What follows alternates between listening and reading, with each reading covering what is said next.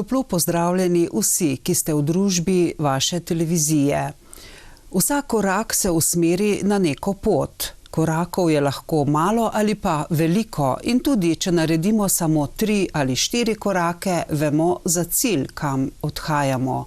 Velikokrat pa se naši koraki usmerijo tudi drugam, daleč, lahko več tisoč kilometrov, tudi na kakšen drug kontinent. In takrat je seveda potrebna še drugačna usmeritev za to potovanje. Je pa res, dragi naši prijatelji popotniških razglednic, da je potovati peš najbolj močno in najbolj doživeto potovanje, kajti le takrat največ vidimo in največ doživimo. Zato tudi danes prisrčno vabljeni v našo družbo, kajti z nami bo posebna popotnica, ki jo bogatijo prav tiste poti, ki so upravljene s koraki. To je spoštovana gospa Mojca Kluk. Lepo dobrodošli in iskren pozdrav. Pozdravljeni, hvala za povabilo. Mojca Kluk je profesorica defektologije in takole tudi seveda s tistim toplim, iskrenim srcem, ki ga podarja drugačnim, bomo rekli, otrokom in tudi seveda z drugačnim pristopom, čuti svoje življenje in nas bo danes obogatila s posebno potjo. Takole za začetek, Mojca, kam bomo odšli, kar tako, da vemo se pripraviti? Ja, odpeljala vas bom pod Pireneje. Začeli bomo v Franciji, prehodili skupaj Pireneje, šli čez Španijo, skoraj do Atlantika. Potem vam bom pa še pokazala malo tudi pot po Portugalski, tako da bomo spoznali nekako predvsem Španijo in Portugalsko. Pa me najprej zanima, gospa Mojca, takole profesorica, seveda defektologije. Povejte, kako poteka takšno delo, ker ga imate pa že kar veliko let za sabo?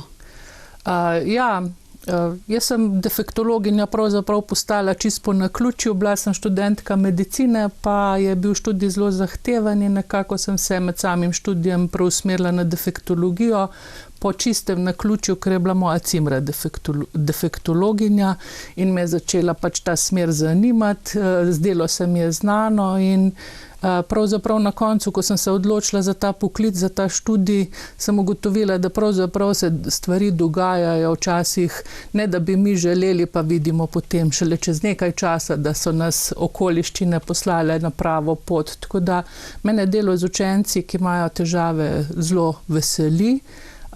Predvsem sem pa vedno delala predvsem s takimi otroki, ki imajo težave pri samem učenju, tako da sem imela možnost biti kreativna, inovativna, kar je pa moja odlika, pa izziv zame, tako da me je poklicno življenje vedno izpolnjevalo.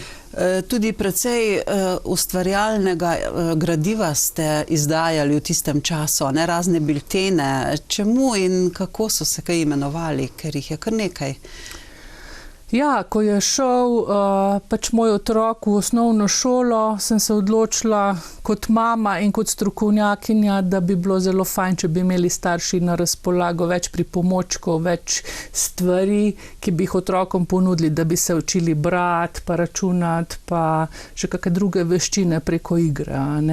In takrat sem začela izdajati revijo Bučka, ki je bila zelo lepo sprejeta in med starši in med strokovnimi delavci. Ko se je ustanovilo društvo Bravo za pomoč otrokom s specifičnimi učnimi težavami, sem bila kar precej let tudi urednica njihovega biltena, tako da to pač ta neka periodika je bila tista, ki me je kalila od samega začetka. Tudi ste sodelovali z Republiškim izpitnim centrom, kjer so opravljali dijaki maturo, tudi dijaki s posebnimi potrebami. To je kar zahtevno, najbrž. Ja, dejansko, sama družba je počasi pravzaprav začela sprejemati to drugačnost kot del naše biodiverzitete, pravzaprav, na katero znamo biti v naravi zelo ponosni. Pri ljudeh nam je pa bolj všeč velikokrat, če bi bili vsi bolj enaki kot ne, ampak ravno tu se izkaže, da je treba marsikakšnemu učencu ali pa dijaku iti nasproti in pri njih iskati predvsem močna področja, pa znanje, ne pa neznanja in tudi te razne prilagoditve, ki jih imajo učenci ali pa dijaki, ki imajo posebne potrebe. Mislim, da je bilo tudi eno moje poslanstvo, da sem bila lahko pri samem razvoju udeležena. In gospa Mojca, vi takole rojeni na Koroškem, v Slovenj Gradcu, sedaj Gorenjka na vse zadnje, in lahko tudi poveva to, da ste takole prijazno prišli v našo družbo, je pač kriva naša Vesna, naša sodelavka, ki vas je zelo veselo in odprto tudi danes sprejela. Kako ste jo pa vi doživeli? Ja, jaz sem jo tako doživela, da še zdaj imam majčkeno kakšno kocino bolj po koncu kot običajno, zato ker se pač z vašo Vesno res nisva videli veliko let. Je pa res, da v zadnjem obdobju, ko sva se družili, so bila to obdobja, ki so bila zame najbolj pomembna. Vesna mi je pomagala takrat, ko sem postala mama, kar se je zgodilo ravno takrat, ko je bila osamosvojitvena vojna, tako da sem ji za tisto obdobje še posebej hvaležna in dejansko je bilo to srečanje po tolikih letih, ko sem se velikokrat spomnila na njo, pa nisem vedela, kje je, prijetno, hkrati pa tako vznemirljivo. In vznemirljiva bo seveda tudi najina današnja pot. Predlagam, da jo kar pričneva takole z vašimi fotografijami in vmes bova seveda veliko povedali, ker vi ste popotnica, pa me zanima, kdaj pa ste se takole prvič podali na to pot Camino in pa kakšne priprave so bile potrebne? Jaz sem za Camino prvič slišala takrat, ko so se na Camino odpravili starši moje dobre prijateljice, ki so se ravno upokojili in vozili smo se na Dolenjsko na eno trgatev, ko sta ravno prišla nazaj in vsa navdušena pripovedovala, kaj vse sta doživela. In takrat je mene najbolj fasciniralo to, da lahko človek v tej sodobni družbi en mesec preživi z nahrbtnikom, v katerem ima samo tiste osnovne potrebščine. Mi smo pa navajeni, da kadarkoli gremo na potovanje, da vsega lahko neseš še za rezervo, pa še malo čez za vsak slučaj. Tukaj moraš biti pa dejansko res minimalističen in prav to je mene takrat najbolj privlačilo, da lahko preživiš z tistim res osnovnimi stvarmi in da ti pravzaprav nič ne manjka. Tako da to je bil tisti prvi klic, da bi jaz pač pobegnila iz materialističnega sveta in se srečala z minimalizmom, ki si ga takrat nisem čist natančno predstavljala, sploh zato, ker sem po naravi ziharaš in vedno rajši vzamem več kot pa premalo. No in iz tega lahko tudi izhajava, da recimo Jakob starejši, ki je bil brat evangelista Janeza in pa tudi sin Zebedeja in pa Salome, ki je bila sestra Jezusove matere Marije, je zelo takole učil že takrat, da kako naj sprejmejo ljudje Gospodov klic in da kako naj zapustimo čoln naših zemeljskih gotovosti. Njegova tista navdušenost nad vsemi potmi, ki jih je tudi opravil, nam tako pokažejo tudi tisto, da premagamo domišljavost in pa pogumno pričamo za Gospoda, tako kot je on. Ste tudi vi na takšen način lahko v tistem prvem trenutku zaznali svoje prve korake? Sedaj bom pa jaz takole, zapustila to zemeljsko gotovost. Niti ne, zato ker razlogov, da se odločiš iti na Camino, je zelo veliko. Ko prideš po ta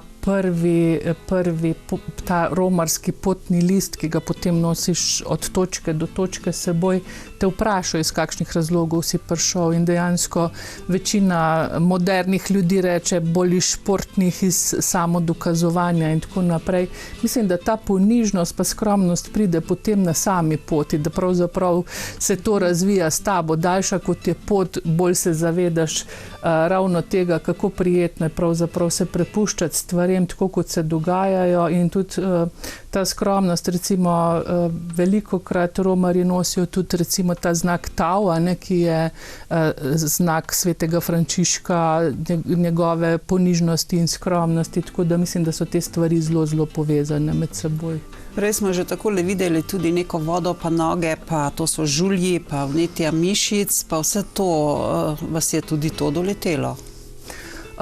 Ja, jaz moram reči, da sem imela izredno srečo, da sem že na pot odhajala z nekim prepričanjem, da se žulji meni ne morejo zgoditi. To je tudi eno tako posebno doživetje, da pravzaprav nekaj veš vnaprej in si prepričan in te pri tem nič ne omaja.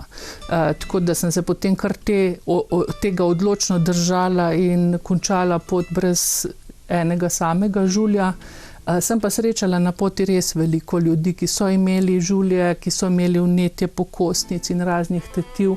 Nekateri so morali pač pot tudi zaradi tega ali začasno prekiniti ali pa povsem odnehati. Ampak to so dejansko te stvari, ko rečemo, da Camino te pokliče, potem te pa sprejme ali pa te ne sprejme, oziroma da vedno dobiš ravno toliko izkušenj, pa ravno toliko priložnosti, kot jih v tistem trenutku potrebuješ. In takole, gospa Mojca, ko vas človek začuti, lahko iz svojega občutka sedaj rečem, ste sijoča ženska, ki vnaša do drugih tudi nek optimizem, tudi lepoto občudovanja, tisti mir, ki je potreben, predvsem pa toplino srca. In če ste z vsemi temi sestavinami svojega občutka hodili po tej poti, sem prepričana, da vas je resnično spremljalo neko zadovoljstvo, čeprav je bilo potrebno kar precej napora. Ja, tukaj le na mizi, verjetno bova pol malo pokazali, imam kar nekaj teh credentialov, se pravi teh potnih listov, ki jih nosijo romarji s seboj. To pomeni, da sem morala opraviti kar veliko poti do točke, kjer se zdaj nahajam. Tako da bi rekla za prvi Camino, da še nisem bila tako prekaljena, pa tako pomirjena sama sabo. Tudi leta prinesejo svoje, ne, vsako leto smo zrelejši, bolj trezno gledamo na stvari, tako da jaz mislim eno z drugim. Je pa dejansko res, da če bi primerjala, kakšen človek sem bila, ko sem se prvič odpravila na pot, kakšen človek sem zdaj, da me dejansko tudi Camino zelo oplemenitu, obrusu. Ja, slekel navsezadnje. Tudi. Slekel, ne? Tudi. Ker ego ima ogromno varoval, ja, da se ne poškoduje. To ne samo ego, ampak dejansko na Camino se srečaš tudi s čist takimi, ko bi človek rekel, banalnimi stvarmi, dejansko recimo skromni sanitarni prostori, včasih celo tako, da vsak lahko sliši skozi vrata, kaj se za vrati dogaja in tako naprej. Včasih je treba kaj opraviti v naravi, tako da se dejansko, tako kot ste rekla, razgališ na vseh nivojih in enostavno sprejmeš, da si pač človek z vsemi lastnostmi, ki so nam dane, in tudi s potrebami, ki jih včasih malo bolj prikrivamo, pa ne govorimo tako zelo na glas. In takrat prvič, to je bilo 2015, ja, ko ste odšli na Camino z te francoske strani, čez Pireneje, ste bili sami na tej poti ali ste že tja odpotovali v kakšni drugi bolj obogateni zasedbi? Ja, zasedba se je obogatila tik pred zdajci. To so take stvari, ko Camino prehodiš tolikrat kot jaz, enostavno verjameš, da se stvari dogajajo v najboljši prid tistega, ki se na pot odpravi. In sama sem se nameravala odpraviti popolnoma sama, potem se mi je pa zadnji hip pridružila ena bivša sodelavka, predvsem mlajša od mene, ker sem se pravzaprav na nek način kar bala, ker je bila tako bolj fit, pa tako bolj pripravljena. Na koncu se je izkazalo, da je ona šla na Camino po moža, kajti po nekaj dneh najine hoje je spoznala fanta iz Danske, s katerim sta se lansko poletje poročila, letos je pa povila deklico, tako da dejansko potem vidiš, kako se stvari prepletejo, in z njo sva recimo začeli pot skupaj. Je pa res, da potem velik del Camina Frances sem potem nadaljevala kar v svoji lastni družbi. In s svojim tempom, s svojim občudovanjem, doživljanjem. In takole na začetku, kar kmalu, se je že potrebno dvigniti čez prelaze. Ni tako enostavno, to je napor.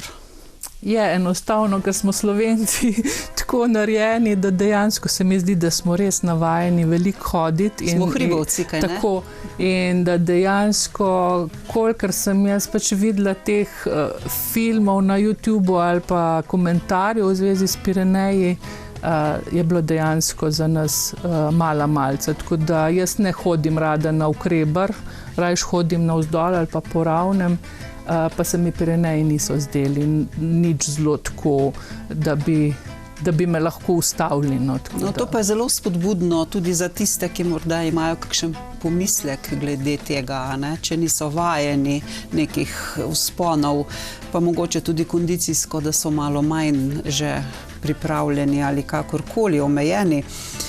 In potem seveda razne neskončne ravnine se odpirajo, to je že kar drugi del poti potem verjetno. Je potem ta ravnina kdaj utrujajoča kot, ne vem, že sam pogled, tako daleč, pa kar po ravnem ali kako? Ja, to je eno področje zelo znano, Meseta se imenuje, dolge ravnine. Dejansko jaz kar verjamem, da je res tako, kot sem nekje prebrala, da je Camino pravzaprav iz 4 faz. Pravzaprav hodi 4 tedne nekako in tudi 4 faze daš skozi. Prvi teden nekako je fizični preizkus, se pravi, hoja je malo bolj naporna, je več na Ukrebar, mišice, tetive, kosti še niso navajene takih naporov, tako da se kališ na v fizičnem smislu. Potem nekako drugi teden pride ta dolgočasna hoja, ki se vleče, ko si moraš, ne vem, sam pri sebi nekaj najti, da te potegnejo stvari naprej, se pravi, takrat je psihično, a ne človek zelo na preizkušnji, takrat si pomagaš, ali poješ, ali muziko poslušaš, ali ne vem, jaz sem pomarančo lupla vmes, pa jo jedla po poti, da sem se z nečim zamotila. Zelo fajn se na koncu izkaže, že sploh na koncu kakšnih dolgih poti, če se ti pridruži kakšen nov človek, da z njim malo poklepetaš in potem enostavno pozabiš, da hodiš, a ne, ker si kakšen tak perpetuum mobile. Tretja faza je potem res taka, ko si fizično in psihično v zelo dobri kondiciji in enostavno uživaš na poti.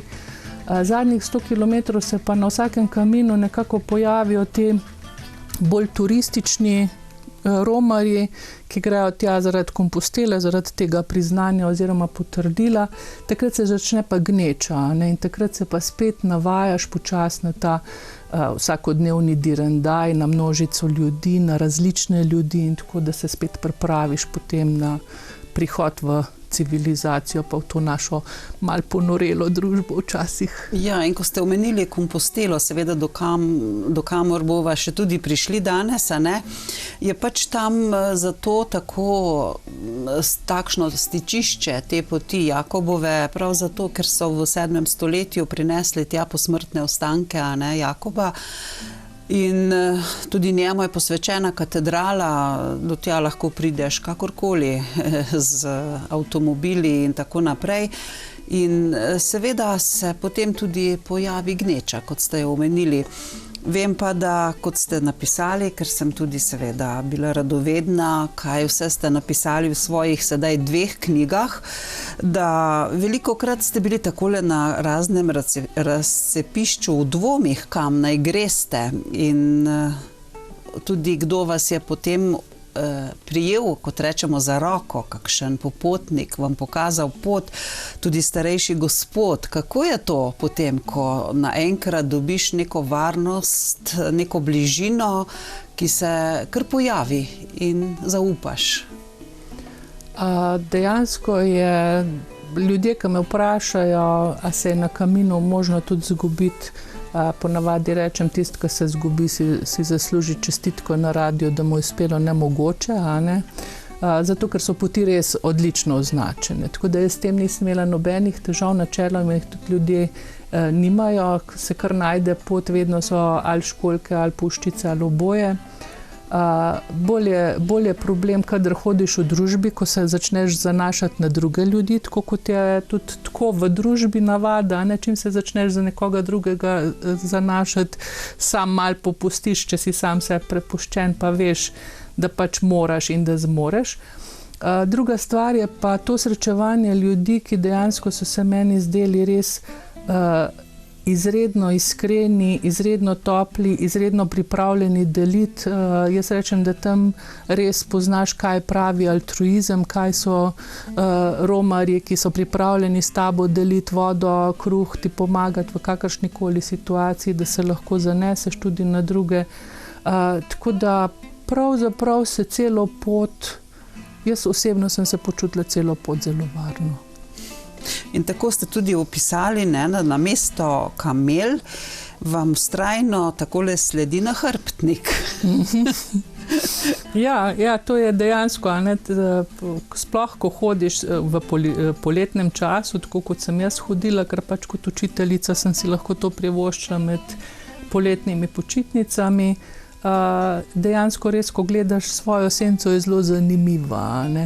Si ti z nekim podaljškom na hrbtu, tako da ja, nahrbtnik je pa tudi eno posebno poglavje, naučiti se ga moraš nositi, ima svojo težo, ki pa jo sčasoma popolnoma pozabiš, tako da če nimaš po moje kakšnih zelo velikih težav s kakšno hrbtenico ali pa rameni, ni takšno breme, kot si mogoče kdo predstavlja. No, iz svojih izkušenj vem, da nahrbtnik se najbolj močno izrazi zjutraj, ko si ga daš na hrbet.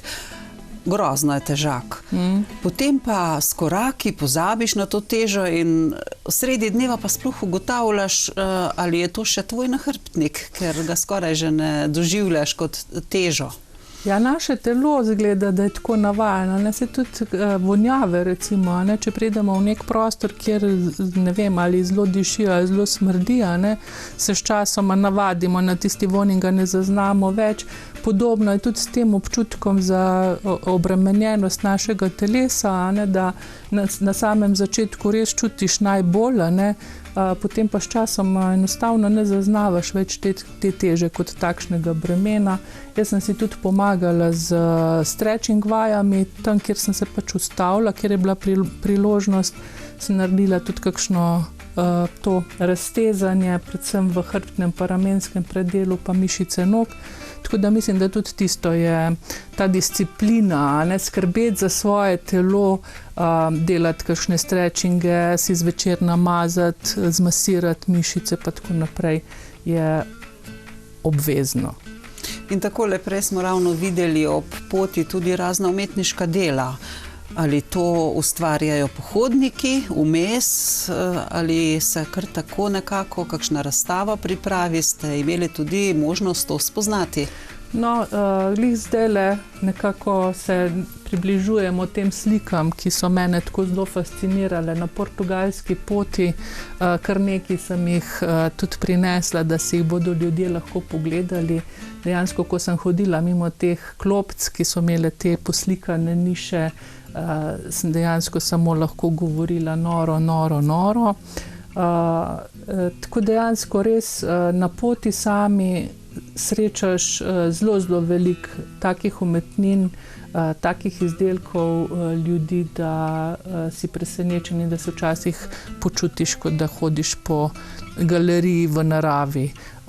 To je bilo recimo na portugalskem kaminu, so bile te klopce s temi nišami, na kaminu Norte, ki bomo videli pa bolj proti koncu posnetke, me je pa zelo fascinirala hiša, kjer je bilo vse poslikano, tako kot da je čisto zares. Garažna vrata so bila poslikana z avtom, kot da stoji v tej garaži.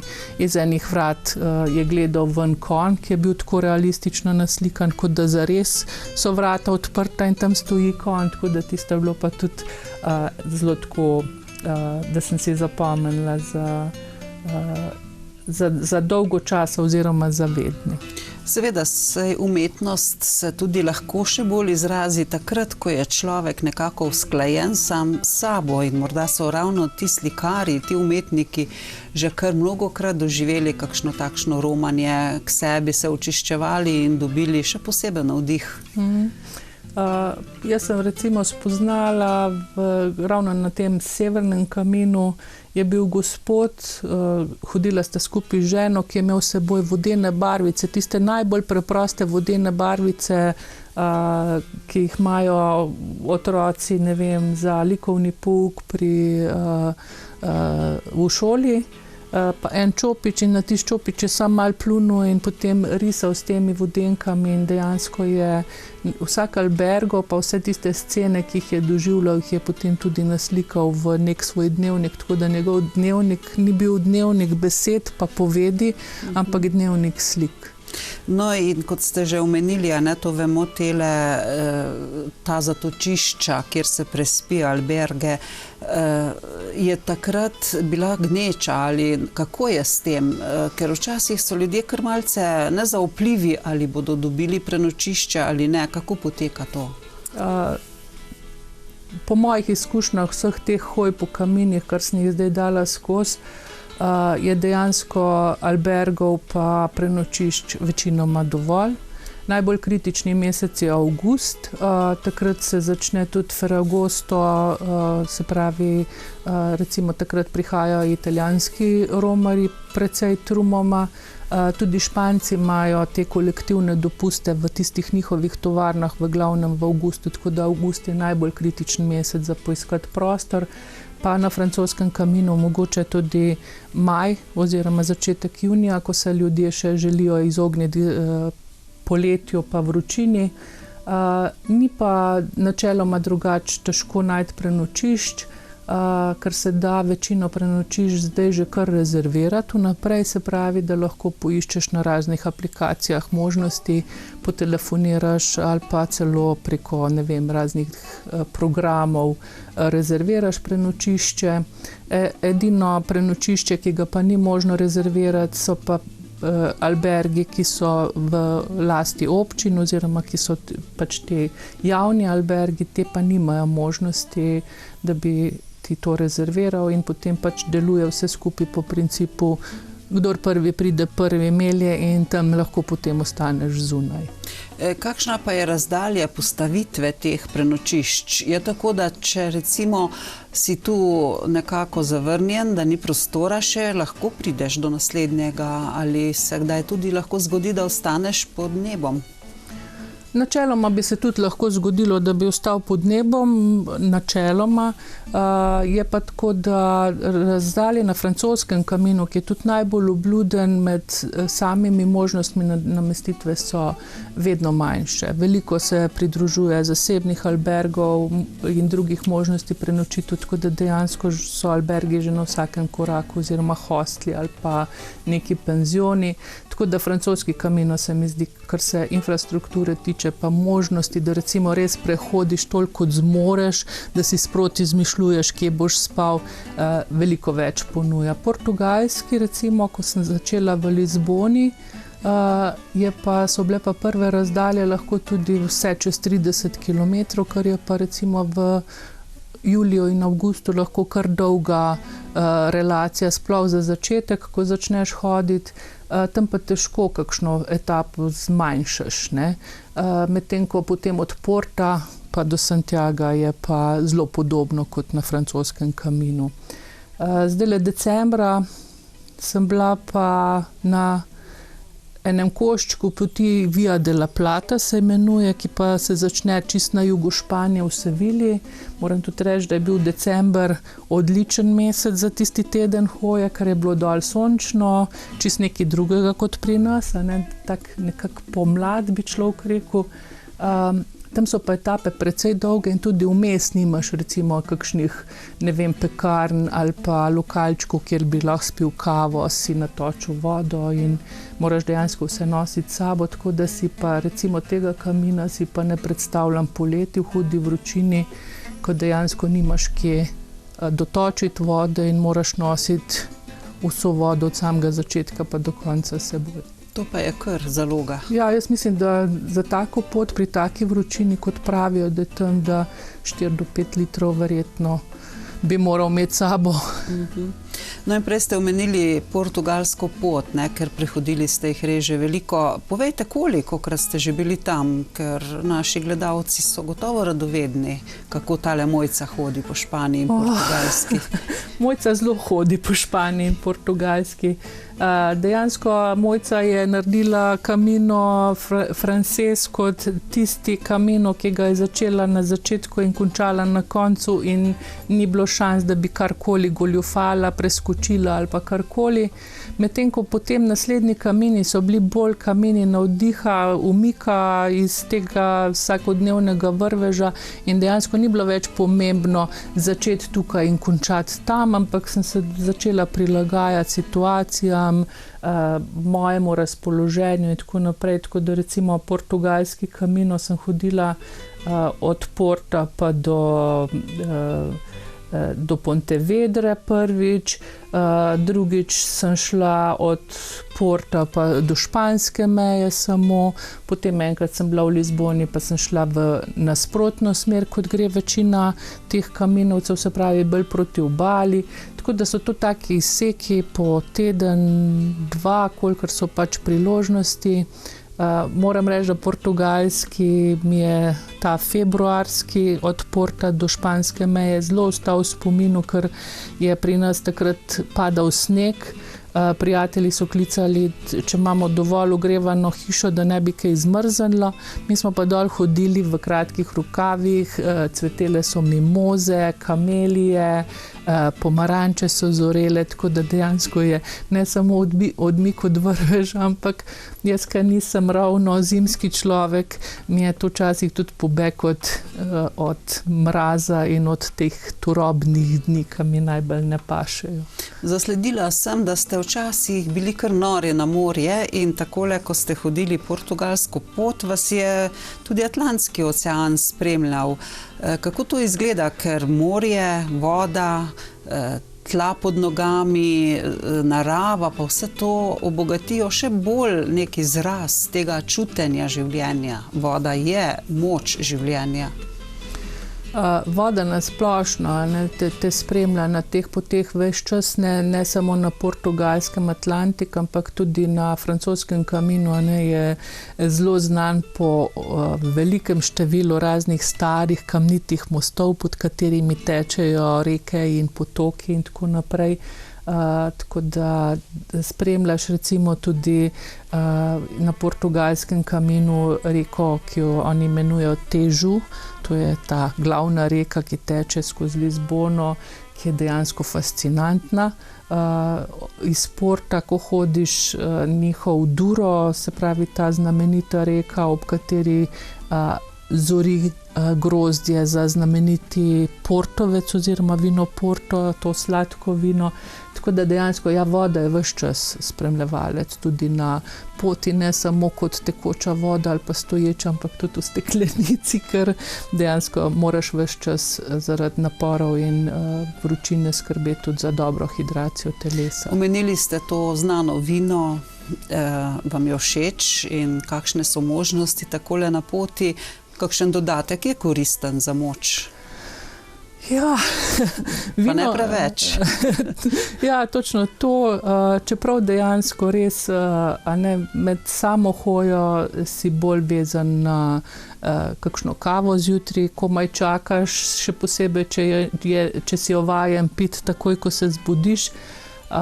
Potem je čez dan v glavnem bolj gledaš na to, da si dobro hidriran, se pravi kakšno vodo z dodatkom soli oziroma teh rehidracijskih soli, ker točno veš, da če bi recimo popil kaj alkoholnega, to dehidrira, in se to takoj čuti. Je pa res fajn potem, ko prideš na konec poti ali pa če si recimo privoščiš kakšen turistični postanek, kot sem si ga jaz v Portu, da pa poskusiš tudi to lokalno pridelavo, recimo vina in kakšna dobra piva. Tudi Španci pa Portugalci se lahko pohvalijo zelo, zelo dobrimi pivi. In takšen postanek, ko ste ga omenili, načrtujete že prej in se potem usmerite spet v spoznavanje kakšnih posebnosti ali izključno tako za mir, za počitek? Dejansko je Camino najboljš hoditi, tako da si zvest sam sebi in da poslušaš svoje telo. Se pravi, da si privoščiš toliko postankov, kot čutiš, da jih potrebuješ, oziroma si tudi vezan na priložnosti za postanke. Na Portugalskem recimo sem zelo pogrešala kakšne klopce, kakšen prostor, kjer bi se lahko človek usedel, sploh od Lizbone navzgor. Je bilo samo šavje, bi rekli pri nas doma. Medtem ko recimo francoski Camino pa Camino od Porta navzgor imajo pa tudi take lušne prostore z klopcami, z mizicami in tako naprej, kjer lahko v miru poješ svojo malico iz nahrbtnika, si pretegneš noge, narediš kakšno vajo, mogoče posušiš ali pa zamenjaš nogavice, tako da... So drugačni pogoji. Pravijo, da kdor se povzpne brez truda, tudi nečastno pade in prepričana sem po vašem pripovedovanju, da je tale Camino pot tista pot, ki da posebno čast vsakemu pohodniku, ker ima zahtevo po trudu, drugače ne gre. Malo je hecno, ja, ker prideš, recimo sploh 2015, ko sem jaz končala ta svoj prvi Camino, je bilo nekje v porastu ta popularnost same poti, ni pa še bilo tako zelo, kot je recimo zdaj trenutno. Tudi dala sem nekaj fotografij, kako narašča število popotnikov, teh romarjev vsako leto. Tako da takrat, ko sem prihajala, jaz pa komu omenila, da sem bila na Camino, so bili tako, a res čestitam, pa tako.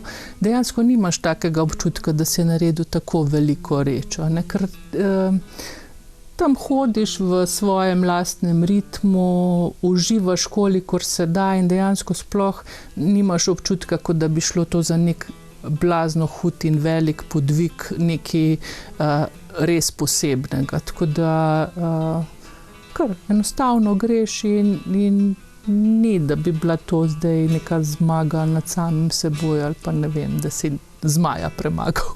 No, tole vaše pripovedovanje, Mojca, je tako vzpodbudno, da imam občutek, da naši fantje in vsi tule okrog, ki vas sedaj lahko poslušamo, že kar dobivajo neko idejo, da bi pa tudi oni hodili, no seveda malce za hec, ampak včasih se pa tudi iz kakšnega takšnega vzgiba lahko veliko rodi, veliko doživimo. Je pa tudi, seveda na tej vaši poti se pojavilo še nekaj več, ker vas je pritegnilo tudi učenje jezikov. Kako pa je s tem? Učenje jezikov je moja strast že od samega začetka, odkar pomnim zase. Že ko se je sestra, ki je starejša od mene, začela angleščino v šoli učiti, sem jaz že z njo veselo ponavljala vse tiste besede in potem nadaljevala v tem duhu. Tako da je zanimivo, da pravzaprav je bila to želja v meni že ves čas, je pa res, da priložnosti za vajo pa za pogovore s temi, kar rečemo native speakerji, ne, se pravi govorci iz tega naravnega okolja, je pa na Caminih res veliko, ker ljudje, ki prihajajo tja, so res iz vseh vetrov. Tam se lahko pogovarjaš, ne vem, s Poljaki, z Rusi, z Bolgari, z Španci, Italijani in avtomatično začneš tudi prevzemati kakšne besede in se s tem ali učiti jezika, vsaj določenih fraz, ali pa utrjevati tisto, kar si se že učil. Pa Mojca, ste vi potem verjetno še doma nadgrajevali to znanje, ki ste ga na poti takole sproti prejemali z nekim bolj strokovnim prijemom, si mislim. Ja, španščina je dejansko, šla sem na 2 tečaja, španščina je taka krajša, toliko, da sem pač te osnovne fraze nekako osvojila in tudi lahko rečem, da se zdaj osnovna komunikacija v španščini, da se znam sporazumeti, da me Španci razumejo. Portugalščina je pa druga. Portugalščina je pa meni še bolj privlačni jezik kot španščina.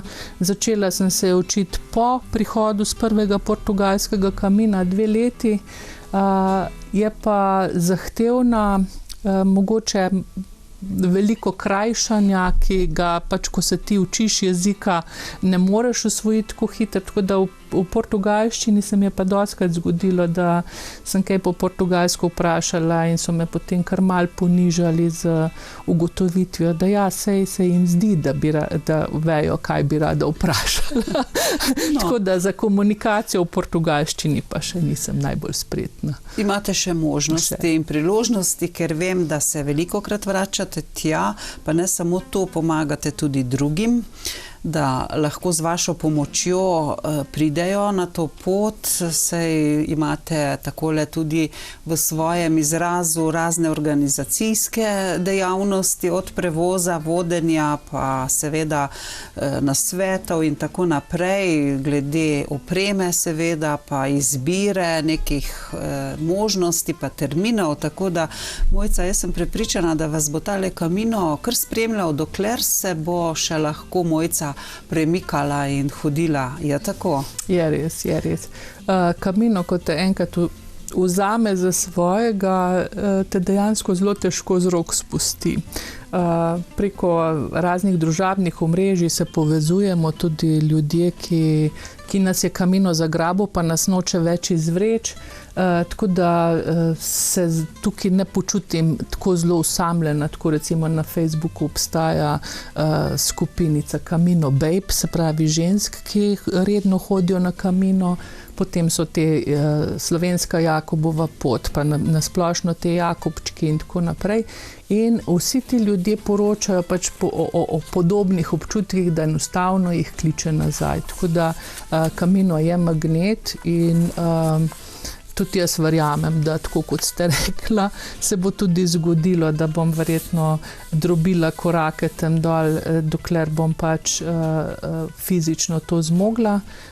Je pa res, da si želim organizirati kakšne skupine za tiste, ki si ne upajo sami, ravno zato, da bi imeli priložnost to spoznati, pa mogoče tudi da človek malo izgubi strah pred novim, ker se mi zdi, da strah pravzaprav je tisti razlog, ki je najpogostejši, da ne naredimo nekaj, čeprav si zelo, zelo srčno to želimo. Tako da zdajle marca gremo z 7 še drugimi ženskami na portugalski Camino. Ne nastopam kot organizatorica potovanja, ampak samo kot družabnica, ki pač te stvari pozna. Gre pa kar nekaj takih gospa, ki še niso niti letele z letalom in tako, in jim bo pač to, da jih spremlja nekdo, ki se znajde pri teh čist osnovnih stvarih, pomagal.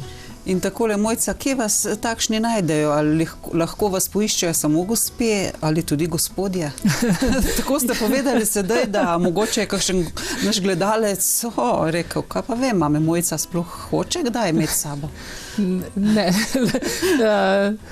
Camino ni omejen po spolu. Je pa res, da kolikor imam jaz občutek, se gospodje skoraj odločijo za pot s kolesom. Pa ne vem zakaj, ampak dejansko sem velikokrat dobila občutek, da tisti kolesarji, ki te pa prehitijo med tem, ko ti premikaš levo in desno nogo, eno pred drugo, da so pa večinoma moški. Tako da mogoče izbirajo Camino na nek drug način. Ko so pa ravno pri moških, bi pa mogoče eno anekdoto povedala, in sicer prišla sem v en albergo, iz Južne Amerike, je bil iz Venezuele, mislim, da je bil en gospod, ki se je začudil, ko je videl moj potni list. Aha, Slovenija, ne? Pravi, pravkar sta prišli še 2 gospe iz Slovenije, ker nismo vedeli ena za drugo. Pravi, same ženske Slovenke ste na Camino, pa spravim, ja, možje so doma na kavčih, pa pravi, ne, možje so pa na Himalaji. To pa je znanje alpinizma in pa himalajizma, seveda. Tako da mogoče za kakšnega moškega Camino, mogoče celo premajhen izziv, ker nima nekih takih višin. Moški si bolj zadajajo po moje izzive, ki so tekmovalni, ki so vezani bolj na neke dosežke pa rezultate. Ženske smo pa tiste, ki gremo na take poti bolj iskati nekaj v svoji duši ali pa v svojem srcu, v glavi. Gospa Mojca, to pa morava priznati, a ne? In vsi vedo, da če bi ne bilo nas žensk, bi bilo na raketah toliko prahu, da ne bi mogli leteti v vesolje. Kar se tiče teh posebnih izzivov, ki moške vabijo, no, malo za hec, malo za res. Kako vas pa ljudje lahko najdejo, Mojca, če bi jih karkoli zanimalo? Imate svojo spletno stran? Jaz imam spletno stran camino.si, tako da tam nekako poskušam, čeprav se tudi to šele učim, pa mi včasih časovno ne znese, da bi lahko vse urejala. Drugače imam pa tudi na Facebooku prav po svojem imenu spletno stran, pa tudi za Camino. No, tako da tisti, ki bo hotel, me bo najdu. To je res. Vedno pravijo, trkajte in odprlo se vam bo. In vi ste tudi trkali še malce bolj globoko vase, v te občutke, ki ste jih potem lahko tudi zapisali. Trilogijo Camino poti imate v načrtu. Na 2/3 poti ste že pri pisanju. 3. knjiga že nastaja ali še bo? Nastaja. Zelo žal mi je, da nimam več časa, ker je začela v moji glavi nastajati tako intenzivno, da bi res želela čim prej dati tudi na papir, oziroma zdaj se ne da več na papir, ampak na spominsko kartico.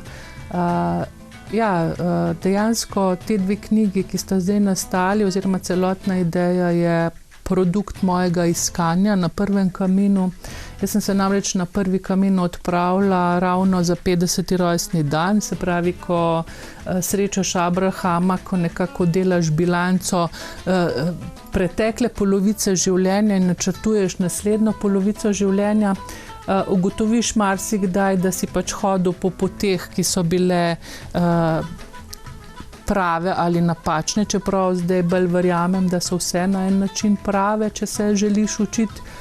In na koncu sem ugotovila, da dejansko edina stvar, ki si jo res srčno želim, je napisati knjigo, ker sem bila že vse življenje pravzaprav zelo pišoč človek in verjamem, da se Camino začne človeku dogajati šele takrat, ko s poti pride. In recimo te 2 knjigi sta tisto dogajanje, ki se je zgodilo zato, ker sem na Camino šla. Staša Lepej, to je ena prvih pohodnic, ki so prehodile Camino in o tem napisale knjigo v slovenščini, pravi, če ne greš, nimaš zgodbe, ne? In dejansko je res, ko prideš nazaj, imaš vedno neko zgodbo, in če si človek, ki znaš to ubesediti pa zapisati, je potem lahko zgodba tudi v knjižni obliki. In te knjige seveda so na razpolago pri vas. Ljudje, ki jih to zanima, jih lahko naročijo, kaj ne? Ja. Vas poiščejo, povedo, kaj bi radi čitali.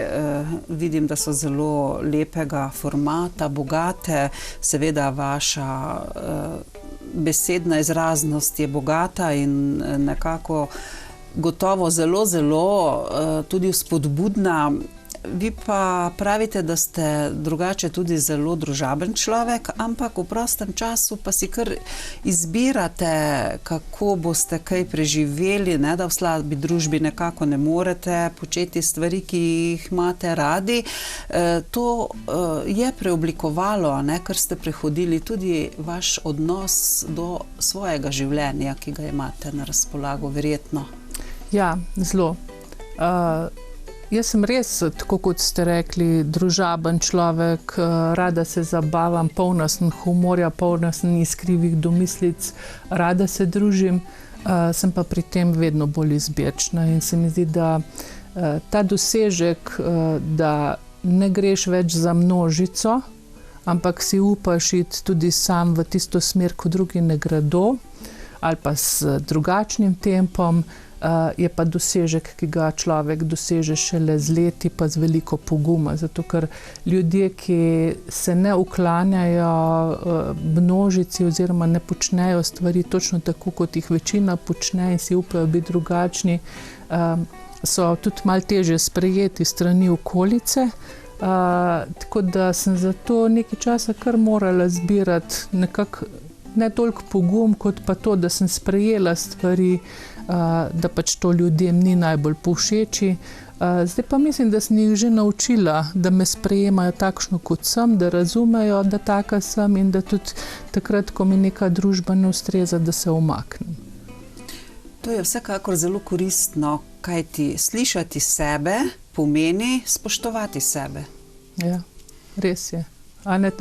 To mogoče zdajle, res v tem, v vrvežu, v hitenju neprestanem pa tako naprej, dejansko zelo, zelo redko kdaj srečamo sami sebe. Srečamo 100 ljudi, 1000 ljudi, imamo z njimi komunikacijo, sami sabo pa nimamo. Tako da to je neprecenljivo, ko si lahko res sam s seboj in si upaš biti sam s seboj, ker nekatere je poslušati samega sebe strah, ker si lahko poveš kaj, kar ne bi želel slišati. In tudi tako je, gospa Mojca, čim bolj se povezujemo z drugimi ljudmi nekako, jih poslušamo, kot ste rekli, se ravnamo po njihovih vzorcih, pričakovanjih, zelo smo mi podrejeni tem ljudem.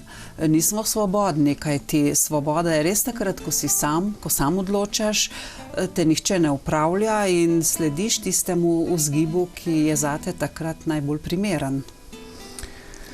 Vsega mora biti. Ljudje smo socialna bitja, smo odvisni tudi od drugih, po drugi strani smo pa tudi individualna bitja, smo vsak posameznik sam zase in najti en balans, neko ravnovesje med enim in med drugim, mislim, da je največja umetnost. Mogoče bom tako rekla, da do nje pravzaprav, do velik spoznanj prideš pravzaprav na koncu življenja. Enkrat sem zgledala eno vrtnarsko oddajo, pa je rekla gospa, celo življenje sem urejala vrt, zdaj, ko sem stara, je takšen, kot sem si mislila, da bo, ker pač drevesa in grmi in vsi rabijo svoj čas, da zrasejo, da zapolnijo tisti prostor. In tako podobno je z našim zorenjem. Tako da take izkušnje, kot jih dobiš na tej poti, pa ta spoznanja, dejansko res, ko prideš proti koncu svojega življenja, si verjetno najpametnejši. No in tudi takole razmišljam sedaj, ko se pogovarjava, ker na vse zadnje ste vi tudi potem nekako se odmaknili od te zaposlitve v službi, ste pričeli svojo pot. Je temu botrovalo tudi to doživljanje nekih drugih postavljenih ciljev, ki ste jih lahko na sami poti Camino si oblikovali, ali ste že vnaprej nekako načrtovali, da bo pa Mojca malo drugače še doživela svoj izraz? Tu se sama dostikrat vprašam, ali je bil Camino povod za ta moj pogum, pa za te stvari, ki jih pač zdaj počnem, ali bi pravzaprav se te stvari tudi spontano zgodile.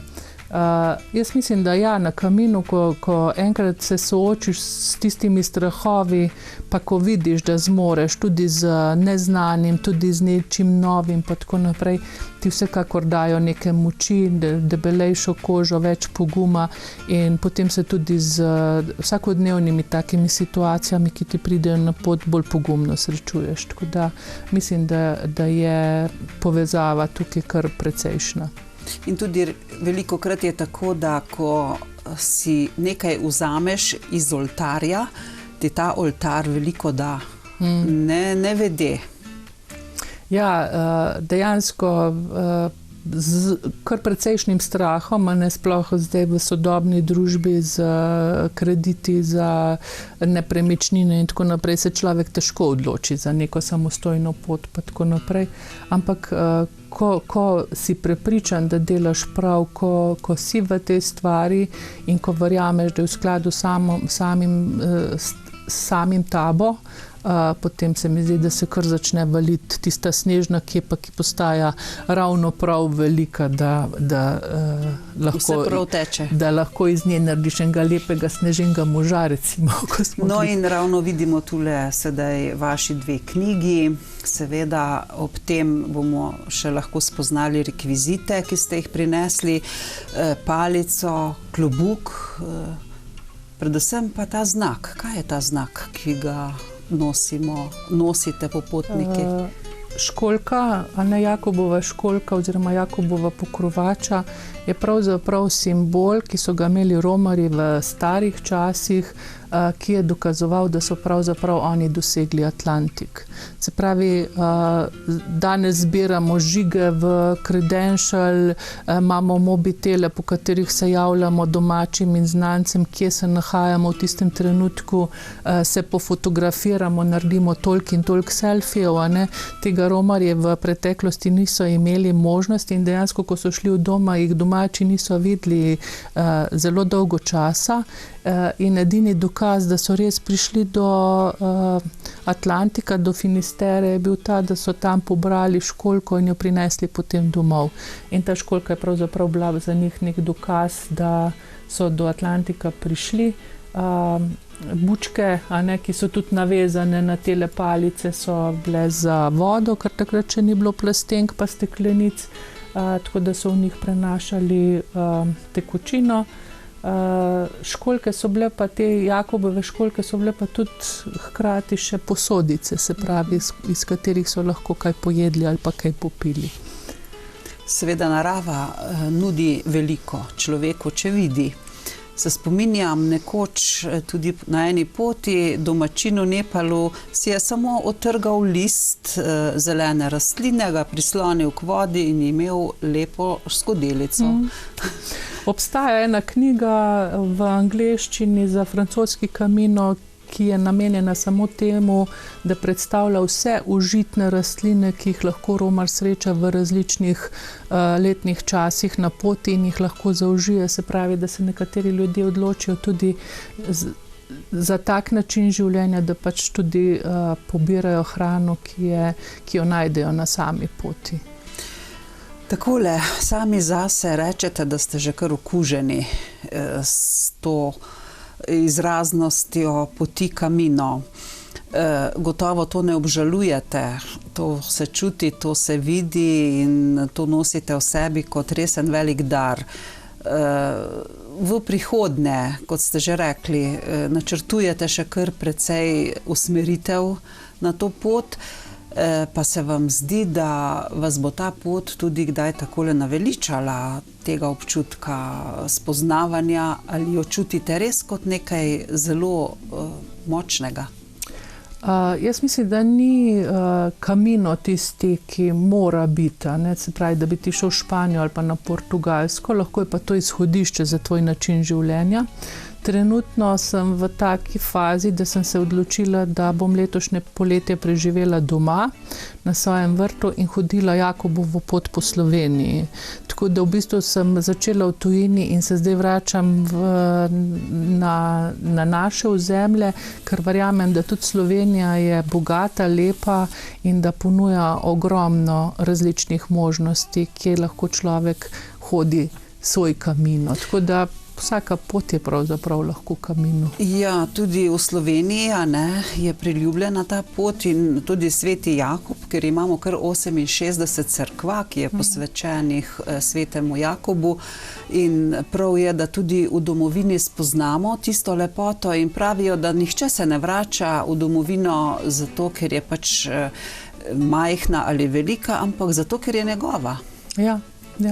Ja, včasih res pozabljamo, da nam malo čez domači prag, da nam je na razpolago res toliko možnosti in priložnosti. Tako da včasih tujino boljš poznamo kot lastno deželo. Mislim, da je prav, da spoznavamo in eno in drugo. Hvala lepa, gospa Mojca, za tale obisk, za vse, kar sva lahko povedali tudi našim gledalcem in pravijo, da se moraš vedno učiti in to tako dolgo, dokler živiš. Vaša pot učenja je plemenita, bogata, zato vam želim še res veliko zdravih, uspešnih korakov na vseh vaših poteh in bodite takole zadovoljni tudi v tistem izrazu, da ste lahko to, kar ste. Pa seveda, mogoče še kdaj nasvidenje. Hvala, jaz vas bom pozdravila pa kar z bon Camino. To je romarski pozdrav na poti. Dragi naši gledalci, ja, strah je tisti, ki nas omejuje in hvala za vaš pogum, da ste bili takole v naši družbi, seveda pa tudi stopite na posebne poti, ki vas bodo osrečile. Vse posod vam želim varen, srečen in pa zdrav korak, pa nasvidenje do prihodnjič.